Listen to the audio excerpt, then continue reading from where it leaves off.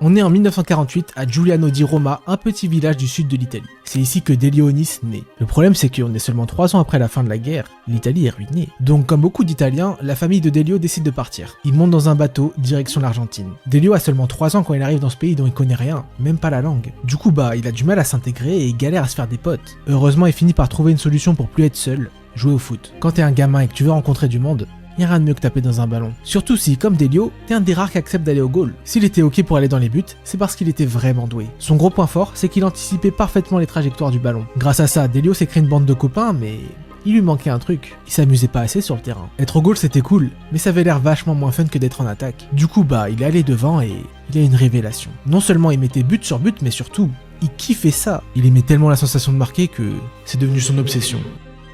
Si Delio son obsession c'est de marquer des buts, moi mon obsession c'est de regarder la Ligue des Champions. Et pour me mettre bien devant la Champions, je peux compter sur le partenaire de la vidéo, CyberGhost VPN. Avec ses 38 millions d'utilisateurs, CyberGhost VPN c'est la référence en termes de VPN. Mais même si c'est ultra connu, il y a très peu de gens qui profitent vraiment de tous les avantages. Par exemple moi je suis fan de sport et grâce à CyberGhost VPN je peux regarder quasiment toutes mes compétitions préférées gratuitement. Pour ça c'est simple, je me connecte dans un pays qui propose la compète et c'est réglé. Bon j'imagine qu'il y en a qui regardent pas que du foot et qui veulent se mater autre chose, et même pour vous, CyberGhost VPN a la solution. Vous avez juste à changer votre localisation en 2 clics pour vous mettre aux États-Unis et vous aurez accès à 40% de contenu supplémentaire sur vos plateformes de streaming préférées. C'est archi bénéf et en parlant de bénéf, il y a beaucoup de bons plans avec CyberGhost VPN. Par exemple, moi je me connecte en Turquie et j'ai accès à l'abonnement Crunchyroll pour seulement 2 balles par mois. 2 balles pour regarder des classiques comme Solo Leveling, c'est incroyable. Et ça c'est pareil pour les hôtels, les billets d'avion, YouTube Premium. Avec CyberGhost VPN, tu fais vraiment des économies. Surtout qu'avec un seul abonnement, on peut couvrir jusqu'à 7 appareils en même temps. Windows, Mac, Android, iOS, c'est compatible avec littéralement tout. Vous avez aucune excuse pour pas faire croquer vos proches. Pour ceux qui ont encore des doutes, CyberGhost VPN c'est noté 4,8 sur 5 sur Trustpilot et ça c'est vraiment costaud. Moi perso j'utilise tout le temps, c'est trop pratique pour mon taf et pour un million de trucs. Donc si vous aussi vous voulez utiliser CyberGhost VPN, cliquez sur mon lien en description. En passant par le lien vous avez 83% de réduction, soit un tarif spécial de 2,03€ par mois. Et au pire si ça vous convient pas, vous avez une garantie 45 jours satisfait ou remboursé. Ça vous laisse carrément le temps de tester le produit et de voir s'il répond à vos attentes. Donc si vous êtes intéressé, le lien est en description.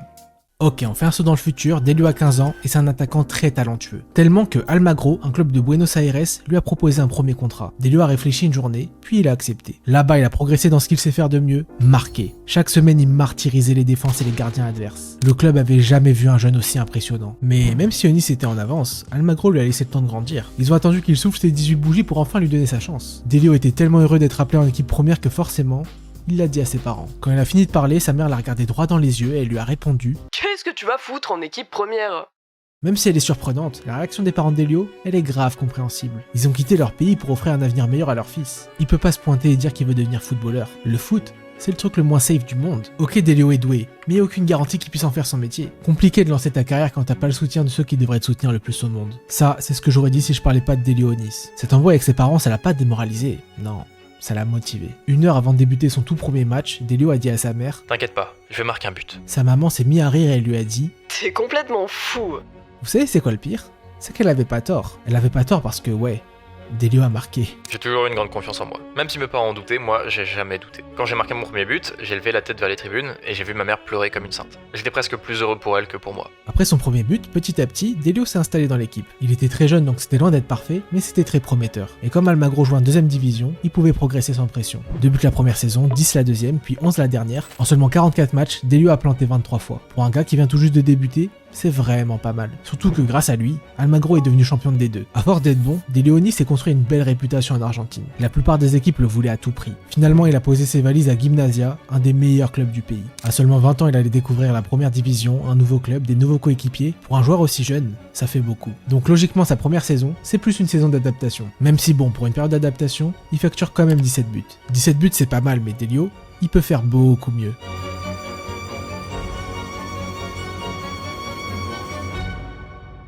1970, c'est la première grande année de Delio Onis. 29 buts en 39 matchs, il a absolument tout cassé. Il a fait tellement fort qu'il aurait dû finir meilleur buteur. Malheureusement, il est arrivé 2ème juste derrière un certain Carlos Bianchi. Je peux pas vous dire encore pourquoi, mais on le reverra. En attendant, grâce à Onis, Gimnasia s'est qualifié pour les demi-finales du championnat. Cette équipe de Gimnasia, elle était vraiment spéciale. La preuve, c'est qu'on les surnommait Barredora, bulldozer en français. Il y a 2 raisons derrière ce surnom. 1, c'est la meilleure attaque du championnat qui a roulé sur tout le monde. 2, ils ont un sacré caractère. Malheureusement, on les retiendra plus pour la 2ème raison. Quelques jours avant la demi-finale, les joueurs se sont embrouillés avec leur direction pour un problème de prime. Et l'affaire est allée tellement loin qu'ils ont carrément décidé de pas jouer le match. Au final, le club a pas eu d'autre choix que d'envoyer des jeunes et forcément, ça s'est pas bien passé.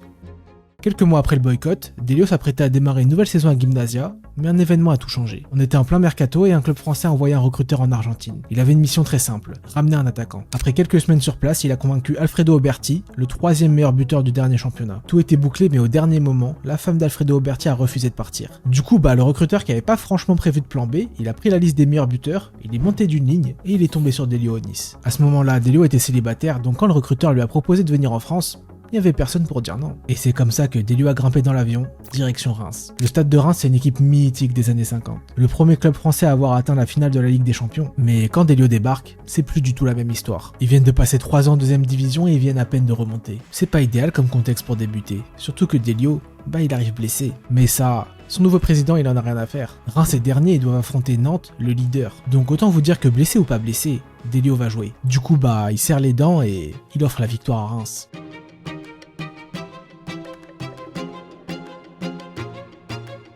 Après mon but, le président m'a grandement félicité. C'est limite s'il m'a pas embrassé les pieds. Le président rémois s'est pas trompé. Avec Delio Onis, il avait trouvé un vrai bon buteur. Alors qu'il aurait pu avoir une période d'adaptation, Delio a tout de suite été au niveau. Il a claqué 22 pions. Pour une première saison en Europe, c'est très costaud. Surtout que grâce à lui, Reims a réussi à sauver sa peau. Un an après, ils font mieux avec une solide 8ème place. Et encore une fois, Onis a été plus qu'efficace. Bon, tout ça c'est très bien, mais il y a un problème. Delio a beau être fort, c'est pas un magicien. Il peut pas porter Reims sur ses épaules à lui tout seul. S'il veut arriver au sommet, il a besoin d'être bien mieux entouré. Donc quand à la fin de saison, des gros clubs italiens sont venus toquer à sa porte, Delio était plutôt intéressé. Les discussions étaient bien avancées, mais il est pas allé en Italie. Il s'est arrêté juste avant la frontière, à Monaco. Quand Onis a fait ce move, personne n'a vraiment compris. Pourquoi un attaquant aussi performant préfère rejoindre un promu plutôt qu'une grande équipe? En signant à Monaco, Delio il stagne pas, il régresse. En fait, il n'y a aucune raison logique qui peut expliquer ce choix. Petite parenthèse, Delio Onis étant parti, Reims a plus d'attaquant. Ils avaient besoin de le remplacer et comme ils étaient méga fans des Argentins, ils l'ont remplacé par le buteur qu'il avait surpassé à l'époque, Carlos Bianchi. À votre avis, qu'est-ce qui va se passer entre lui et Delio? Je vous dis ça dans un instant. En attendant, ce que je peux vous dire, c'est que ça se passe bien pour Onis à la SM. Très bien même.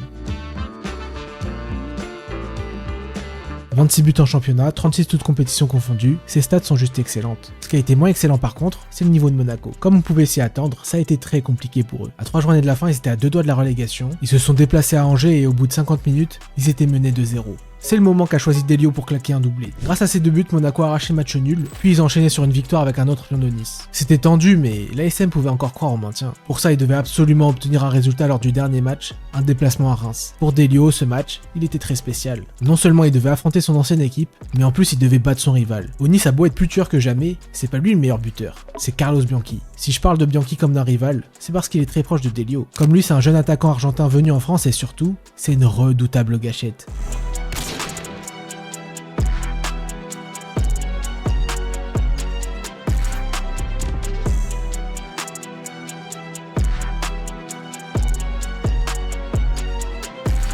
Tant que Bianchi sera là, s'il veut être le numéro 1, Delio devra être à 200%. Et ça, rien ne le montre mieux que ce Reims-Monaco du 25 mai 1974. Un match légendaire où les Rémois se sont imposés 8-4. Bianchi a planté 5 buts, Onis 4. Bon, Delio a été extraordinaire, mais les Monégasques ont perdu. Cette défaite, elle aurait pu être dramatique, mais heureusement ils ont été sauvés par un point de règlement. Comme ils ont marqué plus de 3 buts, ils ont gagné un point de bonus offensif et ils se sont maintenus.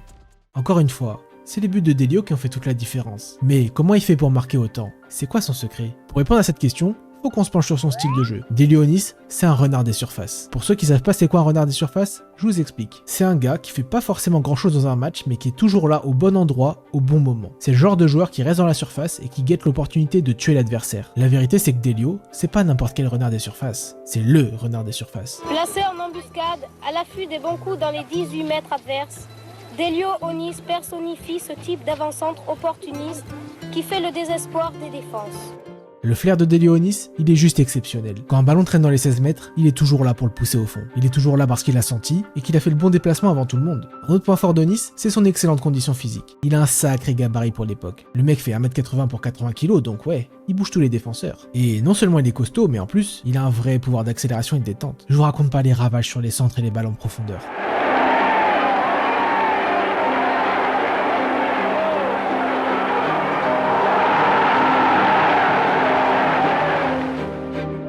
Pied droit, pied gauche de la tête, le gars s'est scoré dans toutes les situations. Quand je vous disais que marquer c'est une obsession pour lui, je vous ai pas menti.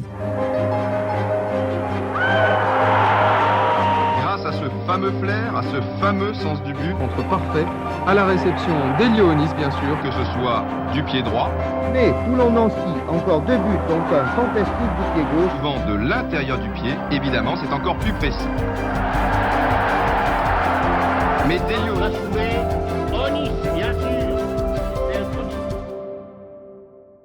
Un an après sa meilleure saison, Delio a pas ralenti la cadence, bien au contraire. Il a continué d'empiler les buts jusqu'à arriver au sommet du classement des buteurs. À 27 ans, Delio était enfin le numéro 1. À ce moment-là, Delio, c'est une superstar du championnat de France. À sa place, beaucoup auraient pris la grosse tête, mais Delio, lui, il est resté très humble. La preuve, c'est que quand on lui demande sa recette pour autant faire trembler les filets, il répond ça. D'abord, il y a 50% d'instinct et de chance. Ensuite, il y a 30% que tu dois aux copains qui t'ont aidé à marquer. Puis, il y a 20% d'adresse due au métier. Le mec tourne quasiment un pion par match de moyenne et dit que c'est grâce à la chance. Il a vraiment les pieds sur terre. C'est pour ça que Delio continue de progresser. Il sait que rien n'est acquis et que s'il se relâche, tout peut s'arrêter. Pour perdurer au top niveau, il faut travailler, travailler et travailler.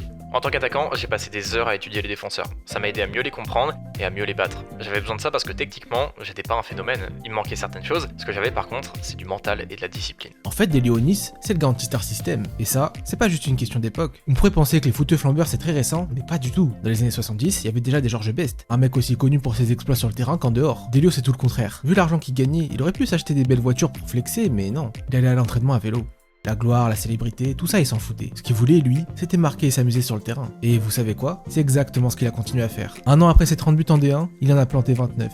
À ce moment-là, Delio Onis était dans la forme de sa vie. Mais malheureusement, c'était pas suffisant pour battre Carlos Bianchi, et c'était pas assez pour sauver Monaco. La SM qui descend en D2, c'est le terminus pour Delio. C'est un des meilleurs joueurs du championnat, il est courtisé par les plus grands, et à 28 ans, il a toujours pas gagné de trophée. Pour toutes ces raisons, il peut pas rester à Monaco.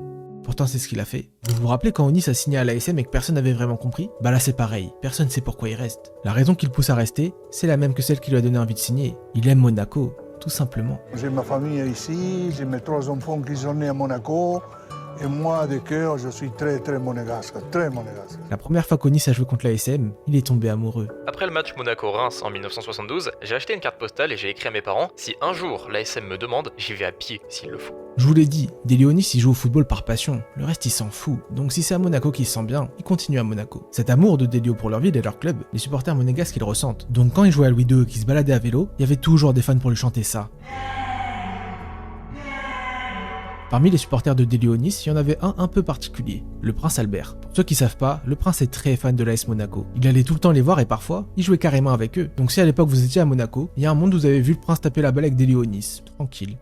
Ok, Delio reste à l'ASM, mais tout n'est pas rose pour autant. Le club vient de tomber en D2 et ça, c'est un vrai coup dur. Pour éviter le cercle vicieux, pas le choix, faut qu'il remonte tout de suite. Heureusement, Monaco peut compter sur un Delio Onis surmotivé. Pour lui, c'est inenvisageable de laisser son équipe en 2ème division. Donc il chausse les crampons et il part au charbon. Après les 3/4 de la saison, Monaco est 2ème. Le problème, c'est que pour être sûr d'accéder à la D1, il faut finir premier. Et premier, c'est la place de Guignon avant de se déplacer à Monaco. Ce Monaco-Guignon, il est ultra décisif. Si les Monégasques le perdent, ils peuvent dire adieu à la montée. Pour ajouter encore plus de pression, il pleut de ouf. Il pleut tellement que la boue monte jusqu'aux chevilles des joueurs. Dans telles conditions, c'est impossible de développer du jeu et du coup, le match est giga haché. Tellement qu'à la 90e minute, il y a toujours 0-0 quand soudain, la défense de Guignon commet une erreur. Elle renvoie un ballon sur Delio Onis, il est tout seul, il arme sa frappe et ça fait but.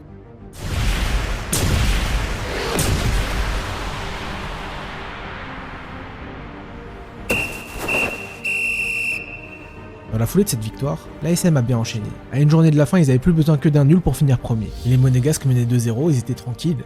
Un peu trop tranquilles. Ils ont pris le 2-1, le 2-2, puis ils ont complètement craqué. Les joueurs de Monaco étaient sonnés. Ils avaient tous peur de laisser filer la montée.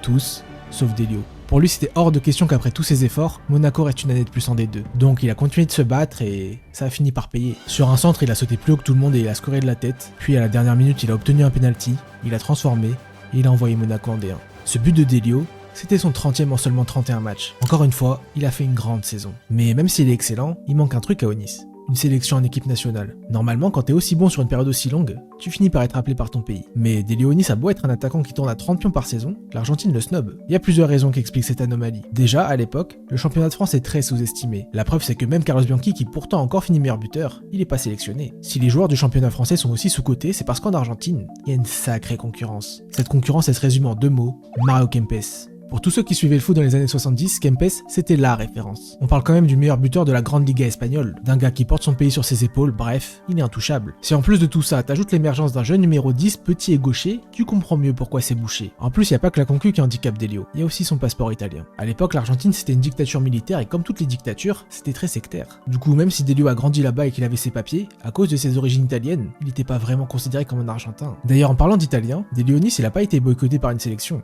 mais par deux. En Italie, et pourtant c'est son pays de naissance, ils lui ont jamais fait confiance. En vrai, ce manque de considération, il est dingue. Comment tu peux te priver d'un tel buteur? Au moins le point positif, c'est que ça motive Delio. Mes deux pays me boycottent? Je vais leur prouver à quel point ils ont tort. Ok, on est en 1977 et l'ASM vient de remonter en première division. Logiquement, le club vise le maintien, mais quelques jours avant le début du championnat, Delio il fait un rêve un peu bizarre. Il arrivait que Monaco gagnait ses 5 premiers matchs et qu'ils allaient être champions. Quand il a dit ça à ses coéquipiers, ils se sont tous foutus de sa gueule. 5 victoires, et pourquoi pas 6 tant que t'y es? Et vu la gueule des 5 premiers matchs de l'ASM, je les comprends. Pour un promu comme Monaco, c'est impossible de tout gagner. Impossible, sauf si t'as Delionis.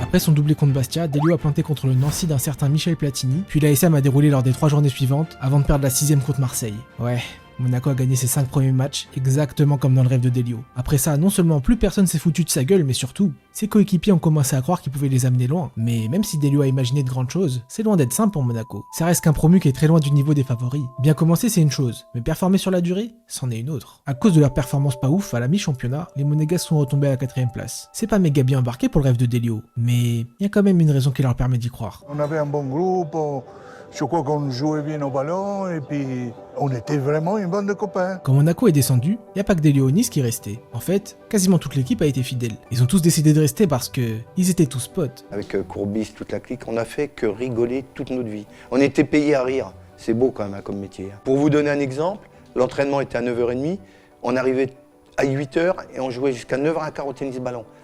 Mais tennis-ballon, c'était la finale de la Coupe du Monde. Dans une bande de potes, on a tous un gars sûr, le mec sur qui on peut toujours compter. Pour Delio, ce mec, c'était Christian d'Alger. Avec d'Alger, ils étaient proches dans la vie, mais ils étaient aussi proches sur le terrain. Celui qui me connaissait le plus, c'était Christian d'Alger. Il me faisait des passes et des centres millimétrés. Je remercierai toujours ceux qui m'ont aidé à marquer des buts. C'est pas la première fois que Delio remercie ses partenaires pour ses buts. Vu le buteur que c'est, on pourrait penser qu'il est très égocentrique, mais pas du tout. Il passe son temps à mettre en avant ses coéquipiers. Il sait très bien que sans eux, il serait pas le champion qu'il est aujourd'hui. Cette humilité et cette reconnaissance de leur travail, elle fait super plaisir aux partenaires de Delio. L'amour qu'il leur porte, ils lui rendent fois 1000. J'ai vécu une vie normale, puis il m'est arrivé un truc vraiment extraordinaire. L'arrivée d'Onis, la connexion qui s'est créée entre Delio et moi, j'arrive pas à l'expliquer. Notre complicité était presque innée. On était juste deux vagabonds sur un terrain de football, et ça a marché.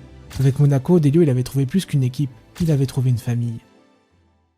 Entre début janvier et mi-mars, Monaco a pas perdu un seul match. Ils ont été tellement bons qu'ils sont passés 2e juste derrière Nantes. Et leur prochain match, c'est contre eux. Nantes, c'est pas n'importe qui. C'est le champion en titre, ils ont plusieurs internationaux, ils ont la meilleure défense du championnat, bref, ils sont clairement favoris. Malheureusement, la logique a été respectée. Cette défaite, elle a mis un gros coup derrière la tête des joueurs. Surtout que dans la foulée, ils ont perdu contre Sochaux. Du coup, à 6 journées de la fin, Nantes est seul en tête, Marseille est passé devant, c'est la fin du rêve. Et c'est pas si terrible en fait. Après tout, Monaco, c'est qu'une petite équipe familiale. Ils viennent de monter D2, donc terminer sur le podium, c'est déjà pas mal. Ce discours, il y en a beaucoup qui l'ont dans le vestiaire. Ils veulent pas rêver trop fort pour pas être trop déçus. Et en vrai, c'est compréhensible, mais pas pour Delio. Lui, ça fait un bout de temps qu'il est à Monaco. Il sait qu'il aura pas 2 occasions comme celle-là d'être champion. Alors même si c'est quasiment mort, il va tout donner. Il reste 6 matchs, pas le choix. Il doit gagner les 6.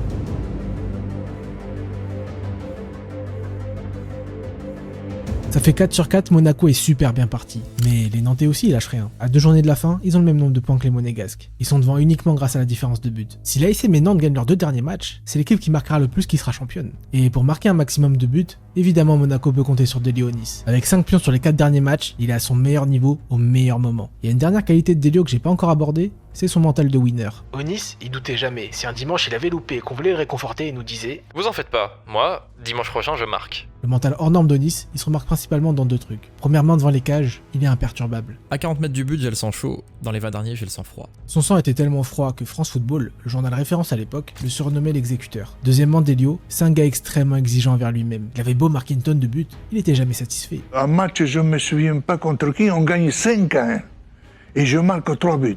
Le soir, après le match, je ne pouvais pas dormir. J'étais énervé que je ne pouvais plus.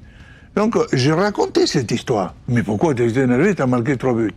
Et j'étais énervé parce que j'aurais dû marquer 6 au 7. Sur les 4 derniers matchs, Nice a beau avoir planté 5 fois, il a raté quelques opportunités. Des opportunités qui auraient permis à Monaco de dépasser Nantes s'il les avait mis au fond. Ça pour Delio, c'était intolérable. L'idée qu'il avait peut-être manqué le but du titre, c'était pas possible. Donc si pour être champion il devait plus louper une seule occasion, il allait le faire.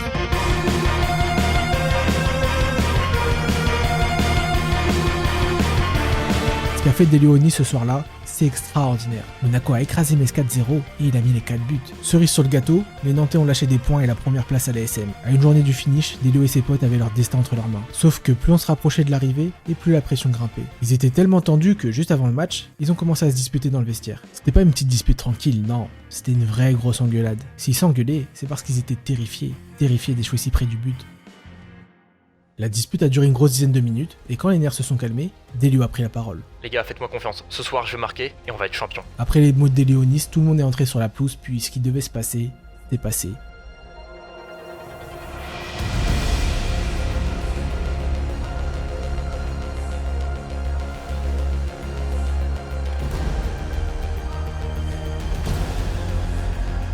Nice l'avait rêvé, et il l'a fait. Il est champion de France, et pas de n'importe quelle manière. Il a remporté le titre avec son équipe de cœur, une équipe avec laquelle il a tout connu, les galères, la D2. Mais le plus beau, c'est qu'il a réussi tout ça avec ses potes. Un souvenir précis, il y en a 1000, mais je veux garder le groupe.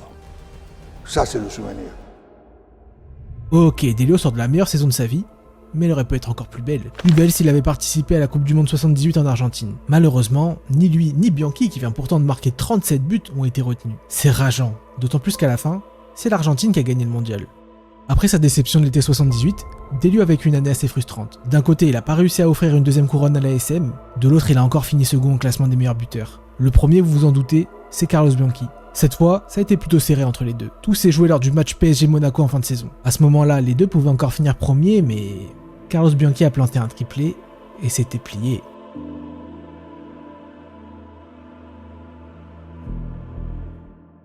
Si la saison 79 a été décevante, le passage aux années 80 était bien plus réjouissant pour Nice. Déjà, il est enfin redevenu meilleur buteur du championnat de France. Ça faisait 4 ans qu'il n'avait pas été tout en haut. Autant dire que cette victoire, elle fait du bien. Maintenant, faut que je vous parle de la Coupe de France. Pour ceux qui savent pas, la Coupe de France c'est la plus vieille compétition de football en France. Chaque année, tous les clubs français, même les amateurs, sont conviés pour la jouer. Bref, la Coupe de France c'est un monument, et c'est aussi le trophée qui manque au palmarès de Delio. Pourtant, il a déjà eu plusieurs opportunités de la gagner. 2 fois il a perdu d'un cheveu en demi-finale, et c'était même pas sa meilleure perf. Pour trouver sa meilleure perf, faut revenir à sa première saison à Monaco. Cette année-là, Nice a été stratosphérique. Il a marqué au moins un but à chaque tour, et il a porté l'ASM jusqu'en finale. En finale, Delio a encore marqué, mais la marche était trop haute. Si je vous parle de tout ça, c'est parce qu'en 80, Delio a une nouvelle chance de gagner la Coupe de France. Il a marqué des buts ultra décisifs en quart puis en demi, et pour la deuxième fois, il a atteint la finale. Très rapidement, les Monégasques ont pris les devants, puis à la 60e minute, ils ont obtenu un coup franc bien placé.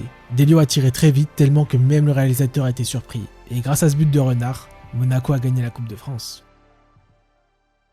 Après la victoire en coupe, la saison s'est finie et Delio est parti en vacances. À ce moment-là, tout allait bien, mais en fait, Delio était en fin de contrat. Il lui restait plus que quelques semaines pour s'entendre avec sa direction et prolonger. En vrai, tout ça, Delio, ça le stresse pas vraiment. Il est persuadé que comme il vient de finir meilleur buteur, Monaco fera tout pour le garder. Le problème, c'est que du côté de la direction, ils sont pas franchement du même avis. Ok, Nice est encore très bon, mais il a déjà 32 ans. Ils sont pas certains qu'il va continuer à être performant. Et en fait, c'est pas qu'ils sont pas certains, c'est qu'ils en sont sûrs. Ils ont déjà fait une offre à un attaquant autrichien pour le remplacer. Quand le président monégasque a dit à Delio que c'était terminé, il était abattu. Il comprenait pas pourquoi le club comptait plus sur lui et surtout, il voulait vraiment rester à Monaco. Il a fondé sa famille là-bas, il joue avec tous ses potes, il peut pas partir. Et peut-être qu'il va pas partir. Attendez, je vous explique. Je vous ai dit que l'ASM a fait une offre à un buteur pour remplacer Delio, non ? Et bah il se trouve que le Barça lui a aussi fait une proposition et qu'il a accepté. Bilan, Monaco s'est retrouvé sans attaquant et ils ont pas eu d'autre choix que de proposer un nouveau contrat à Nice. Du coup, tout est bien qui finit bien, non ?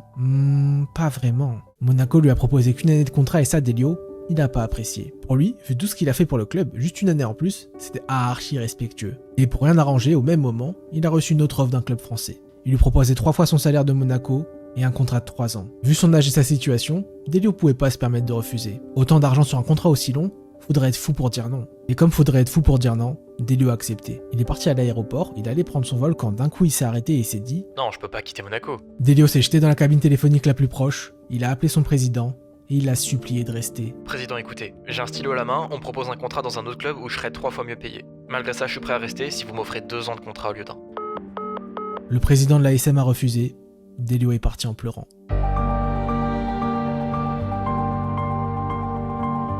Même si elle s'est mal finie, l'histoire entre Delio et Monaco, elle est belle. On parle quand même d'un gars qui est arrivé comme un inconnu et qui part en légende du club. En fait, c'est plus que beau, c'est magnifique. Bon, Delio quitte son club de cœur, mais il lui reste un objectif à accomplir, rattraper Carlos Bianchi. Onis a fini 2 fois meilleur buteur, Bianchi 5. Donc même si Delio a déjà 32 ans, s'il veut laisser une trace éternelle en France, il a encore beaucoup de boulot.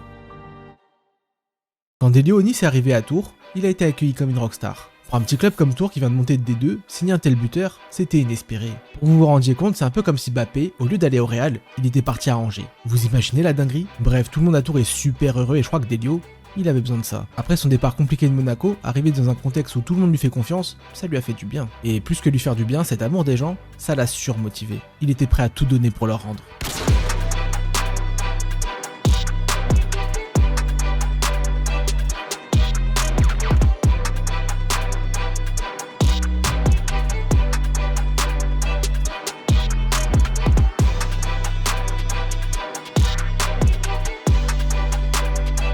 Quand Delio Onis a quitté Monaco, beaucoup de personnes ont parlé sur lui. Il va dans un petit club, il est trop vieux, il est finito. Même si tout ça, ça a sûrement agacé Delio, il a rien dit. Il a pas lâché un vous allez voir, il a pas fait de déclat fracassant dans la presse. Non, il a fait silence radio. Vous savez pourquoi il a rien dit ? Parce qu'il était sûr de lui. Il était convaincu qu'il allait prouver que tout le monde avait tort. Et non seulement tout le monde avait tort, mais surtout, il a encore fini meilleur buteur. Pour un mec qui était censé être finito, c'est pas mal. Blague à part, Tours a vraiment bien fait de faire confiance à Delio Onis. Comme c'était une petite équipe qui montait de 2ème division, malgré les buts de Delio, ils ont galéré. Ils ont tellement galéré qu'ils ont fini 18ème et qu'ils ont dû jouer un match pour la survie. Heureusement pour eux, ils ont pu compter sur un grand Delio. Il a mis 2 buts et grâce à lui, Tours s'en est sorti. Dans les années 80, le foot s'est beaucoup démocratisé à la télé. Il y avait beaucoup plus de matchs diffusés et c'était le début des grosses émissions. Le truc cool avec tout ça, c'est qu'on a pas mal d'images du Delio de cette époque. Et toutes ces images, ça nous confirme que Delio Onis c'est pas que des stats, c'est un beau joueur de football.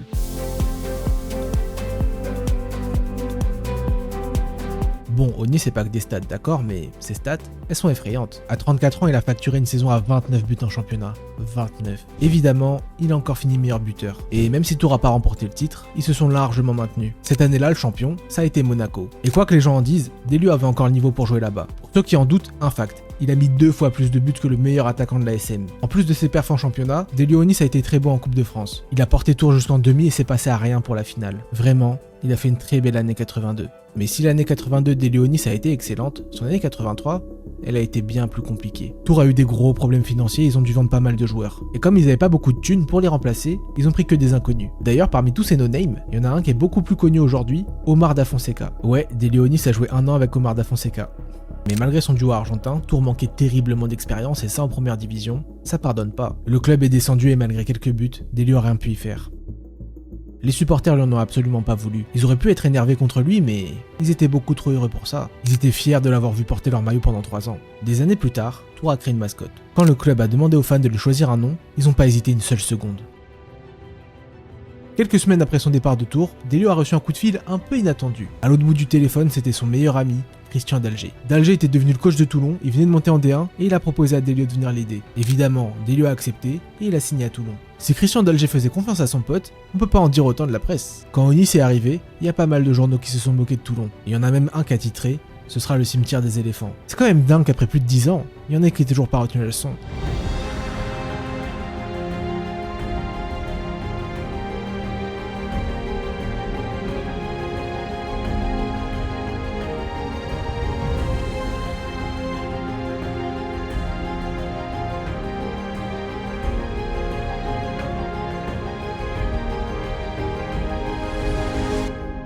N'en déplaise aux journalistes, à 36 ans, Delio Onis a chopé la couronne de meilleur buteur. Encore aujourd'hui, c'est le joueur le plus âgé à avoir fait cet exploit. Et vous vous souvenez du nombre de fois que Carlos Bianchi a fini en haut du classement ? 5, exactement comme Delio Onis. Quand Delio a quitté Monaco, personne n'aurait parié un centime sur le fait qu'il rattrape Bianchi et pourtant, il a fini par le rattraper. Et c'est même pas ça le plus impressionnant. Le plus impressionnant, c'est que Delio a fait tout ça uniquement avec des clubs qui venaient de 2ème division. Il aurait pu choisir la facilité en allant dans des grosses équipes, personne n'en aurait voulu. Mais c'est pas ce qu'il a fait. Ce qu'il a fait, c'est toujours le choix du cœur. Partout où il est passé, Delio Onis a marqué les gens. Reims se souvient de lui, Monaco se souvient de lui, Tours se souvient de lui, Toulon se souvient de lui. Et en fait, c'est toute la France qui se rappelle de Delio Onis. En même temps, comment oublier le meilleur buteur de l'histoire du championnat ? Avec 299 buts, Delio Onis a établi un record qui sera peut-être jamais battu. La trace qu'a laissé Delio dans le football français, elle est éternelle.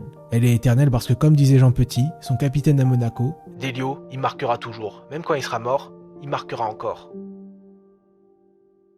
Encore merci à notre partenaire CyberGazVPN. Pour avoir 4 mois offerts et 83% de réduction, cliquez sur mon lien en description. Protégez votre vie privée, débloquez des contenus exclusifs et faites des économies. Garantie satisfait ou remboursé sans risque. Dernier petit truc, vous êtes 98% à regarder les vidéos sans être abonné. Donc si vous kiffez la chaîne, vous kiffez les vidéos, abonnez-vous. Moi ça me soutient beaucoup et ça permet de continuer de développer le projet. Et sur ce, tchuss.